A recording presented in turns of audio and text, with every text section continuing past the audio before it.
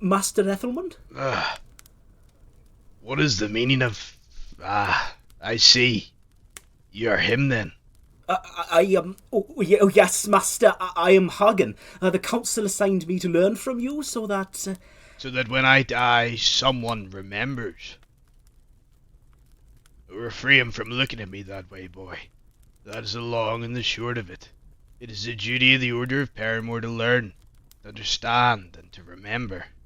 We are the living memory of these lands and their people. Some revere us for it, while others fear, even revile us. I understand, Master.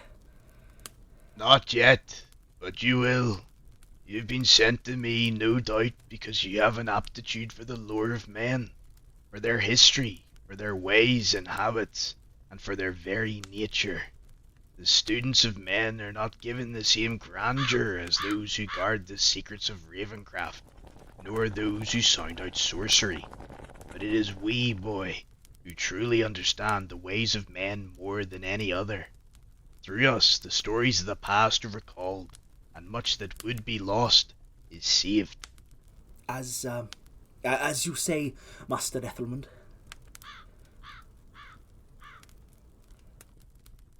Where are you from, boy? A village, Master. That is to say, a village far from here, to the south of the God's Eye. The folk name it Yor. I have not walked there, but to the south of the God's Eye. That places you far from the seats of kings, and farther still from many of the great and mysterious places of the world. I see that we will have to start from the beginning.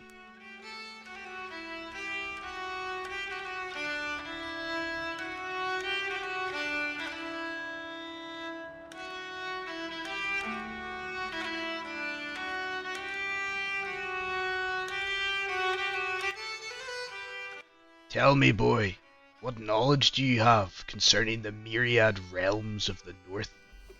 Some, Master, do not doubt it. I have heard of the wall, and that it is larger and greater than any work done by men. I have heard that the neck marks its end to the south, a great madness of swamps and fens. Impossible, they say, unless you know how.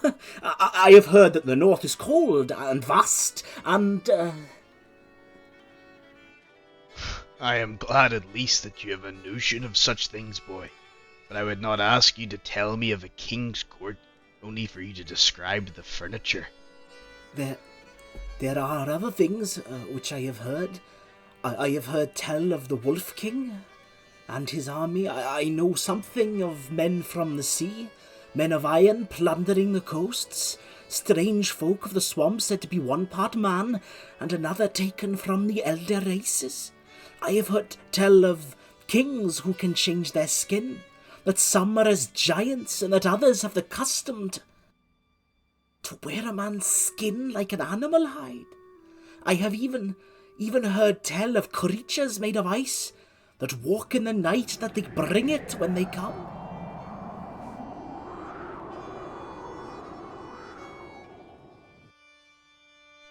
So you do know something then, a little of much. But be careful, boy, for to know a little about a great many things is far more dangerous than to know one to its fullest extent. I will start with the essentials. You were not wrong to say that the north was cold, but you failed to mention what that means for our quarry. Aye, the north is an icy tomb when winters come, and that has left a deep impression upon its people. The land's alive for only the most unforgiving, the strongest and hardiest among them to survive. The North does not coddle the weak, nor does it suffer fools, or permit those who beg for salvation. Men there are suspicious of outsiders, and keep to their own traditions above all else.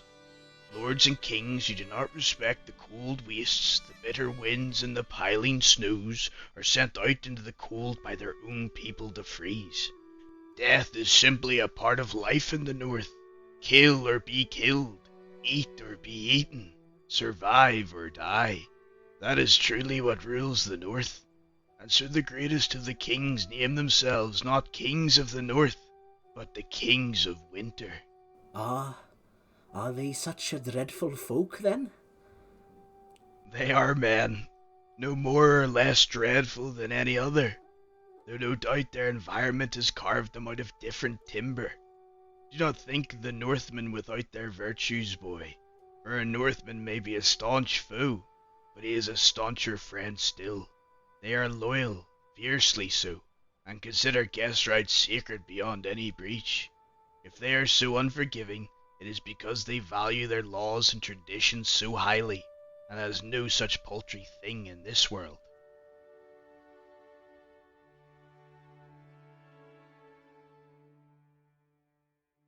Is there more you would tell me, Master, of the Northmen and their kingdoms? The beginning of knowledge is not to be told, but to learn to ask the right questions. You mentioned the Kings of Winter, that they were the greatest of the Northern Lords. Can you tell me more of them? They rule from an ancient keep by the name of Winterfell, set upon hot springs in the very heart of the north. The building of their fortress has been the work of many kings, but it is said to have begun with Brandon the Builder, a man who speaks to us out of many myths, to whom many great works, including the Wall, Storm's End, and even the High Tower, are credited. From the beginning it seemed House Stark was destined to have enemies on all sides, and yet they have not only endured, but thrived and conquered. Winter is coming are the Stark words, but those words are no prudent counsel, but a threat they wield like no other weapon. They are as the wolves they take for their standard, loyal and protective of their own, but merciless to their foes. Their neighbours, Boltons, Dustins, Ambers and Riders, all of them are rival packs that must be defeated. Who rules the Starks now? You're learning to ask questions, I see. Jon Stark is the present king. I will not tell you which Jon he is, for House Stark has reigned for at least 4,000 years, and they have long since put aside numbering their kings in favour of epithets. Jon Stark has not earned his yet, but he is like to do so sooner than later. Already he has built a great fortress at the mouth of the White Knife, the greatest river in the north, beaten back pirates from the Three Sisters, and banished the Red Kings to the eastern side of the river. And who are these Red Kings, Master? Ah, that would explain your tales of wearing human skins. Each royal house must find a way to keep their power, and House Stark is not the only one to employ a threat in order to do so.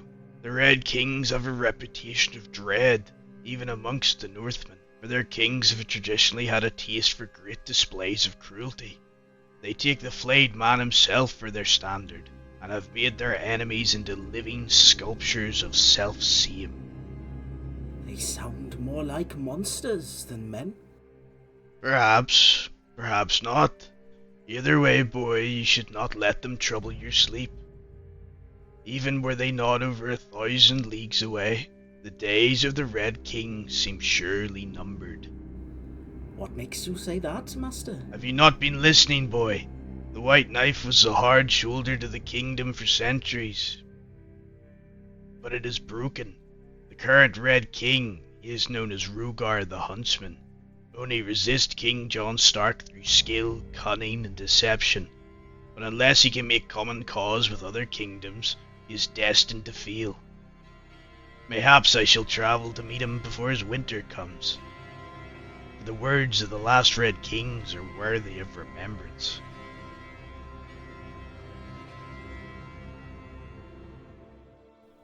You spoke of other kings with which the huntsman may seek to find common cause. Who are they? The Umbers and Frosts would be the nearest, old bloodlines. The Umbers you know, even if you do not realize it, for they are indeed giants among men, as I learned when I slept beneath their roofs. The Frosts are more as one might expect, in truth, the least of the houses that dwell upon the eastern shores. Their line is failing, but they are not all the houses who oppose the direwolf. Winterfell sits on the very edge of a great forest that was old when the first kings of men were young. There are many kings there now, however. It has many names. Blackwood, Greenwood, Amberwood, though most men now call it the Wolfswood, on account of the Warg King who is said to dwell within. A Warg King? Aye, that is how he prefers to be known. For while there is power in a name, there is also power in being unknowable. His true name is Gavin Greywolf, and from what I can discern, he is indeed a powerful warg, which is to say, a man who can bind many animals to himself and wear their skins in a manner most distinct from the Red Kings. But the other kings rule there as well, the Greenwoods and the Ambers and the Glovers, and none of them intend to bend their knees to any other willingly. The clansmen of the Wolfswood live in darkness for most of their lives, surrounded by trees. They are expert hunters. There is little room to farm, so most are fed through their ability to use a bow. They respect the forest they inhabit, and those they share it with. You mentioned other names as well? Dustin and Ryder? Your memory holds promise, boy. Aye. The Dustins rule the Barrowlands. The Barrowlands themselves are a great expanse of moors and hills, distinguished by the innumerable barrows that cover the landscape. Aye, the Barrowlands are a realm where honour is paid to the dead and the living. Even the kings are named for them, Barrow Kings. They are a people of ritual and tradition, seeing themselves apart even from the other men of the north. If you ever heard tales of corpse kings or queens, like as not they were half-forgotten songs of the Barrow Kings. Have you been there, Master Ethelmund? Long ago, when death was only a concept to me. It was a sobering and strangely beautiful experience to stand where so many lie in the sleep of death, a living monument to the eternal dead. I knew King Desmond when he was young, before his father fell in battle against the Starks. The kings of winter will have a staunch foe in him, do not doubt it. Do they have a standard?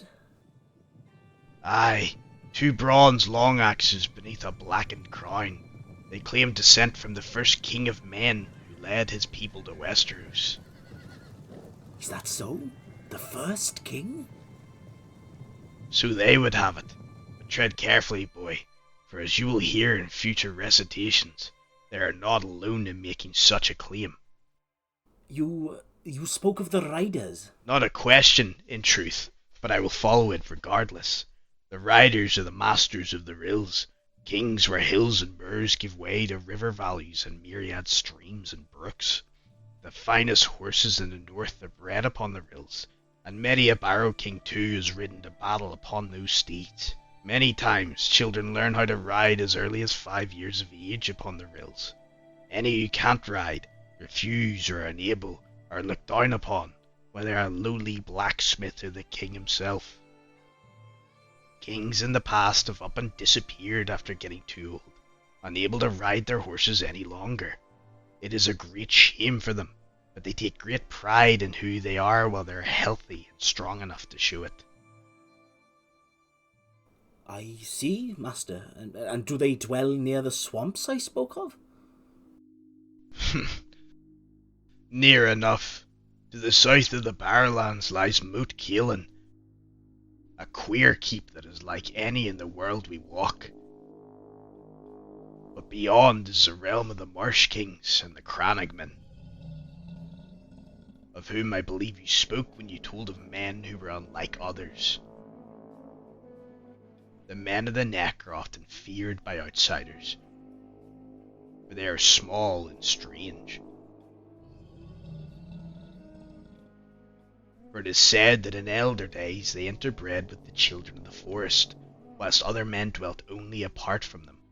The Neck itself is their work, for it was the magic of the children that brought down the harrowing waves upon the land, in hopes of stopping the first men from travelling any further north. The fens you know of are the result. The Crannogmen have many names ascribed to them by their neighbours: mudmen, bog devils, and other vulgar things I will not repeat, for they are not worthy of remembrance, But what is worth remembering is they alone amongst all men have been the most gifted with magics, green sights, and other works that only Master AGOT could speak about with any confidence. They have learned to survive in surroundings that all other men have discarded, and train creatures to help them traverse the ever-changing channels that make the neck the realm it is. You're right to fear to tread there, boy, for without a guide you're sure to die there, becoming one with the peat bogs and feeding the waterlogged roots.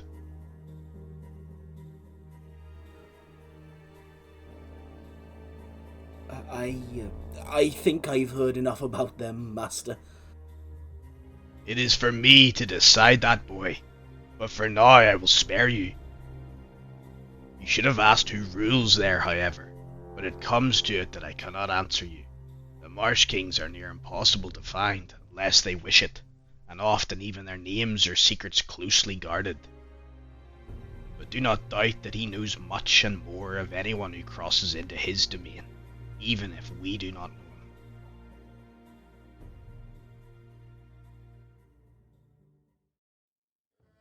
him. We have spoken much of the south. We should not neglect the north. The northwestern reaches are filled with mountains and hills where once the giants roamed freely, but men have taken those lands for themselves as well now, and the clansmen of the mountains are the hardiest of all manfolk. The life of a northern clansman that lives in the mountains is a short one. They live long enough to breed, eat as much as they can, kill those from opposing clans, and die before they become a burden. Peace is a foreign word, and war not thought unfriendly. I see. Was there any truth then to what I said about men of iron? More than you know, boy. The Ironmen are a matter beyond the north, but they have left their mark upon it. The men of the stony shore, or pebblemen as some call them, have become masters of the bow in hopes of holding back men who would steal their catches and their wives both. The humblest of the Northmen, but no less hardy, they have kings of their own, with names like Slate and Fisher, whose halls will welcome any traveller, as long as he does not carry deception in his heart or on his belt. Those who dwell on Bear Island know the Ironmen as well, for they too all learned to fight in order to drive back their foes. Their women especially are famous for being as burly and fierce as the men. The Woodfoots rule there, over a forest as wild as that of the Wolf's Wood. Yes, the north is often wild and harsh and strange, and likewise are their people. The northerners trust their kings and lords, and those who do not have trust, those who are not followed, do not last long. You will understand when you go to the north, when you experience it yourself. To understand its people in their entirety, you must endure the cold, endure a winter. And what lies beyond those lands? What about beyond the wall? You see into forever. You see into the past. The first men are as they were in the beginning, clinging onto life in a harsh world that loves them not. Time has been cruel to those folk, for in ancient days they were fierce friends with those on the other side of the wall, but so many years have now passed that the truth of it has faded into fog. They both believe themselves foes now. To the north they envy the plenty of the south. The south looks north and fears losing what is theirs. A tragedy, no doubt, but it is not for us to prevent, only to remember. The wall was not built to drive men apart, it was built for something greater. Swords in the darkness, torches against the coming of night. We can hope to live not so long that we see such a night come again, AGOT of yore.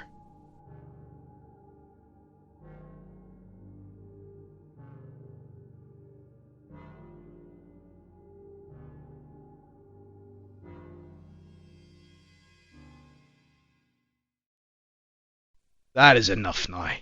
Tomorrow you will return to me with questions about the north, and I will tell you names and songs and words that you must remember. For now, go, and rest.